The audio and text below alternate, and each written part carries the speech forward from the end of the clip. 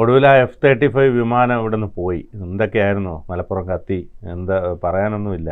അപ്പോൾ ആദ്യം അവർ പറഞ്ഞത് വലിയ സംഭവമായിട്ട് ഞങ്ങൾ കൊണ്ടുപോകും, പിന്നെ അവസാനം ആക്രിക്ക് പൊളിച്ച് കൊടുക്കും എന്നൊക്കെ പറഞ്ഞ് OLX വരെ ആൾക്കാർ അത് ഇട്ടു. എന്തായാലും പോയിട്ടുണ്ടല്ലേ തിരിച്ച്?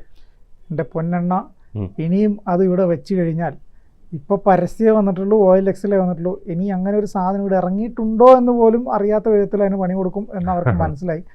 വേഗം അതിൻ്റെ അറ്റകുറ്റ പണിയൊക്കെ തീർത്ത് സംഭവം പോയി, പറത്തിക്കൊണ്ട് തന്നെ പോയി അല്ലേ? പറത്തിക്കൊണ്ടുപോയി. നമ്മൾ തമാശയൊക്കെ വിടാം, നമുക്ക് കാര്യത്തിലേക്ക് വരാം. അതായത് F-35 യുദ്ധവിമാനം ഏകദേശം 10-38 ദിവസമായിട്ട് നമ്മളെ തിരുവനന്തപുരത്തെ വിമാനത്താവളത്തിൽ അവിടെ പാർക്ക് ചെയ്തിരിക്കുകയാണ്. അത് കഴിഞ്ഞ മാസം HMS പ്രിൻസ് ഓഫ് വെയിൽസ് എന്ന് പറഞ്ഞിട്ടുള്ള വിമാനവാഹിനി കപ്പൽ, ബ്രിട്ടൻ്റെ വിമാനവാഹിനി കപ്പലിലേക്ക് ഇറങ്ങാൻ സാധിക്കാതെ, അറബിക്കടലിൽ അവർ പരിശീലനമൊക്കെ നടത്തി അവിടെ ഇറങ്ങാൻ സാധിക്കാതെ വന്ന ഘട്ടത്തിലാണ് നമ്മുടെ വിമാനത്താവളത്തിൽ, തിരുവനന്തപുരത്തെ വിമാനത്താവളത്തിൽ അടിയന്തര ലാൻഡിങ് ഇറക്കിയത്. അപ്പോൾ ലാൻഡ് ചെയ്ത് കഴിഞ്ഞ് അതിൽ ഇന്ധനമൊക്കെ നിറച്ച് തിരിച്ച് പറക്കാനുള്ള ശ്രമം അവർ നടത്തുമ്പോഴാണ് അതിൻ്റെ ഹൈഡ്രോളിക് സംവിധാനത്തിനും തകരാറാണ്, ഓക്സിലറി പവർ യൂണിറ്റും കംപ്ലൈൻ്റ് ആണ് എന്ന് കണ്ടെത്തുന്നത്. പിന്നീട് പൈലറ്റ് അവിടെ തന്നെ ഇരുന്നു. ഈ പ്രിൻസ് ഓഫ് വെയിൽസ് എന്ന് പറയുന്ന കപ്പലിൽ നിന്നൊരു ഹെലികോപ്റ്ററിൽ 2 ഉദ്യോഗസ്ഥർ വന്നു. പരിശോധിച്ച് നോക്കിയപ്പം സംഗതി കുറച്ച് പ്രശ്നമാണെന്ന് മനസ്സിലായി. പിന്നീട് ആ ഉദ്യോഗസ്ഥരും ഈ പൈലറ്റും ഒക്കെ തിരിച്ചുപോയി. ഇന്ത്യക്കാണ് പിന്നീട് അതിൻ്റെ പൂർണ്ണ ഉത്തരവാദിത്വം, അതായത് ആ വിമാനത്തിൻ്റെ പൂർണ്ണ സംരക്ഷണം ഇന്ത്യയുടെ CRPF ഏറ്റെടുക്കുകയാണ് ചെയ്തത് എയർപോർട്ടിൽ. പിന്നീട് പലതവണ ബ്രിട്ടൻ്റെ പല ഉദ്യോഗസ്ഥന്മാരും എഞ്ചിനീയർമാരൊക്കെ വന്ന് തകരാറ് പരിഹരിക്കാൻ നോക്കിയിട്ടും നടന്നില്ല. ഏറ്റവും ഒടുവിലായിട്ട് ഒമാനിലെ ബ്രിട്ടൻ്റെ വ്യോമതാവളത്തിൽ നിന്ന് ബ്രിട്ടൻ്റെയും അമേരിക്കയുടെയും സംയുക്ത എഞ്ചിനീയർമാർ, അമേരിക്കയുടെ എന്ന് പറയുമ്പം ഈ വിമാനം നിർമ്മിച്ച ലോക്ഹീഡ് മാർട്ടിൻ എന്ന് പറയുന്ന കമ്പനിയുടെ ഉദ്യോഗസ്ഥന്മാർ, ഇവർ വന്നിട്ടാണ് ഇപ്പം നിലവിൽ ഈ വിമാനത്തിൻ്റെ അറ്റകുറ്റപ്പണിയൊക്കെ തീർത്തത്. അറ്റകുറ്റപ്പണിയൊക്കെ തീർന്ന വിമാനം ഇന്ന് രാവിലെ 10:45 പറന്ന് ഓസ്ട്രേലിയയിലേക്കാണ് ആദ്യം പോകുന്നത്. ഓസ്ട്രേലിയയിൽ ഇറങ്ങും, അവിടുന്ന് വീണ്ടും ഇന്ധനമൊക്കെ നിറച്ചതിന് ശേഷമാണ് ബ്രിട്ടനിലേക്ക് പോകുന്നത്. അപ്പോൾ 10:45 യാത്രയ്ക്ക് മുമ്പ് വിമാനത്താവളത്തിൽ നിന്ന് അതിൻ്റെ അനുമതിയും കാര്യങ്ങളൊക്കെ 9 കൂടെ വാങ്ങി. ഇത് കഴിഞ്ഞ കുറച്ച് ദിവസമായിട്ട് അറ്റകുറ്റപ്പണികളൊക്കെ നടത്തിയത് എയർ ഇന്ത്യയുടെ ഹാങ്ങറിലാണ്. അപ്പോൾ ആ എയർ ഇന്ത്യയിലെ ഹാങ്ങറിലെ ഉദ്യോഗസ്ഥന്മാരും അതോടൊപ്പം തന്നെ ഈ വിമാനം ഇവിടെ നിന്ന് കെട്ടിവലിച്ച് ഹാങ്ങറിലെത്തിച്ച ആ വാഹനത്തിലെ ജീവനക്കാർക്കും ഒക്കെ ഒരു സല്യൂട്ട് നൽകിയാണ് ഈ വിമാനത്തിൻ്റെ ക്യാപ്റ്റൻ മാർക്ക് എന്ന് പറയുന്ന ആൾ വിമാനം പറത്താൻ വേണ്ടി തയ്യാറായത്.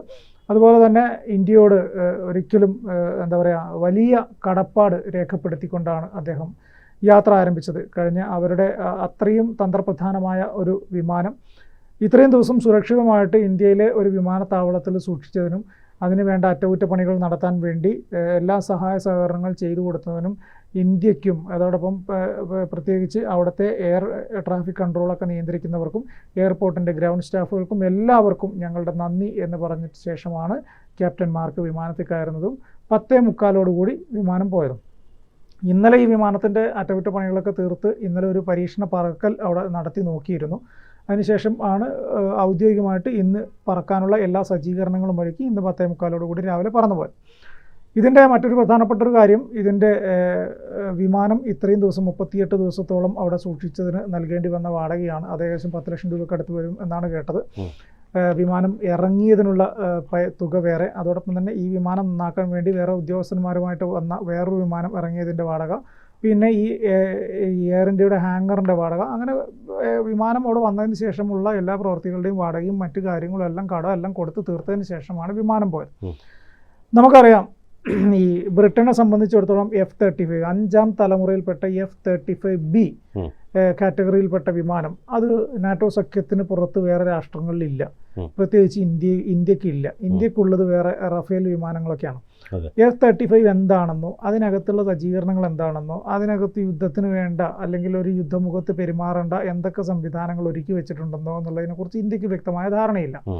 അതുകൊണ്ട് തന്നെ ഈ F-35 തിരുവനന്തപുരത്തെ വിമാനത്താവളത്തിൽ വന്നിറങ്ങിയതിന് ശേഷം ഈ ബ്രിട്ടനിലെ പാർലമെൻറ്റിൽ വലിയ ഇഷ്യൂ ഉണ്ടായി. ബ്രിട്ടനിലെ പാർലമെൻറ്റിൽ ഇഷ്യൂ ഉണ്ടായെന്ന് വെച്ച് കഴിഞ്ഞാൽ, ഇപ്പോൾ നമ്മുടെ ഒരു സാധനം, ഇന്ത്യയുടെ ഒരു വളരെ തന്ത്രപ്രധാനമായ ഒരു സാധനം വേറൊരു രാജ്യത്ത് ദിവസങ്ങളോളം സൂക്ഷിക്കുമ്പോൾ ഉണ്ടാകുന്ന ഒരു ആശങ്ക, ഈ ആശങ്കയാണ് ബ്രിട്ടനിലെ പാർലമെൻറ്റിൽ വലിയ ചർച്ചയ്ക്ക് ഇട നൽകിയ ഒരു കാര്യം.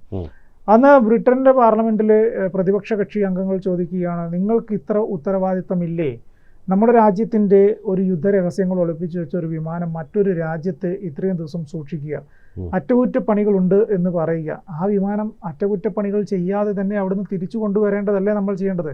കാരണം നമുക്ക് നമ്മുടെ യുദ്ധമുഖത്തെ എല്ലാ രഹസ്യങ്ങളും ഒളിപ്പിച്ചു വെച്ചിട്ടുള്ള ഒരു വിമാനമാണത്.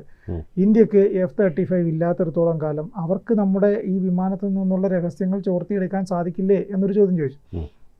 അവിടുത്തെ വിദേശകാര്യമന്ത്രി പറഞ്ഞു, ഡോണ്ട് വറി മൈ ഡിയർ, ഒന്നും ഭയപ്പെടേണ്ടതില്ല. ഇന്ത്യ എന്ന് പറയുന്ന രാജ്യം നമ്മളുമായിട്ട് വളരെ അടുത്ത നയതന്ത്ര ബന്ധം സൂക്ഷിക്കുന്ന ഒരു രാജ്യമാണ്. പ്രതിരോധ മേഖലയിൽ ഉള്ള ഉടമ്പടികൾ നമ്മൾ 2 രാജ്യങ്ങളും ഒപ്പിട്ട് നൽകിയിട്ടുണ്ട്.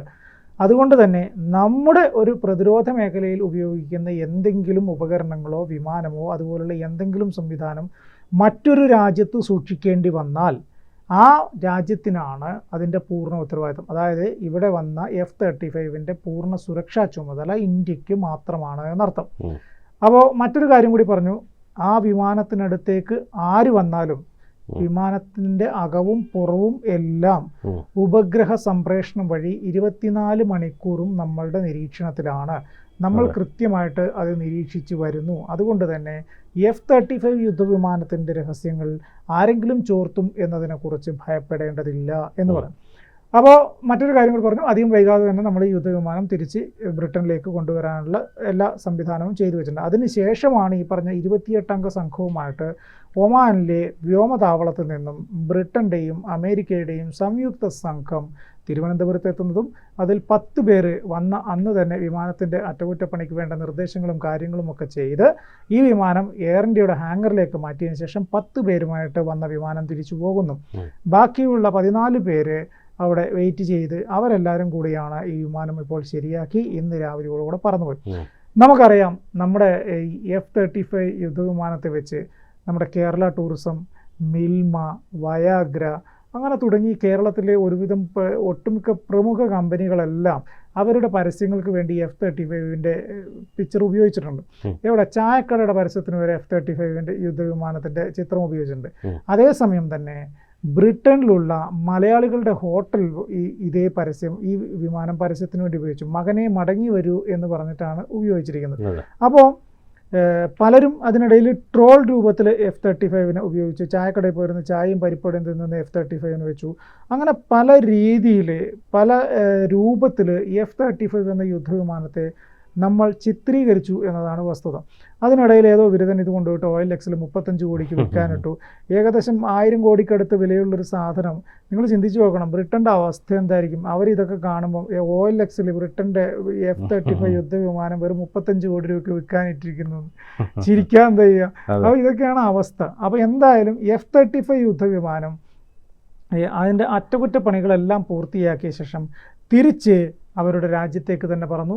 കഴിഞ്ഞ 38 ദിവസം അവരുടെ വിമാനം ഇവിടെ സൂക്ഷിച്ചതിനും അവർക്ക് വേണ്ട എല്ലാ സൗകര്യങ്ങൾ ചെയ്തു കൊടുത്തതിനും ആ വിമാനത്തിൻ്റെ ക്യാപ്റ്റൻ മാർക്ക് നമ്മളോട് നന്ദി പറഞ്ഞതിന് ശേഷമാണ് വിമാനം പറത്തിക്കൊണ്ടുപോയിരിക്കുന്നത്.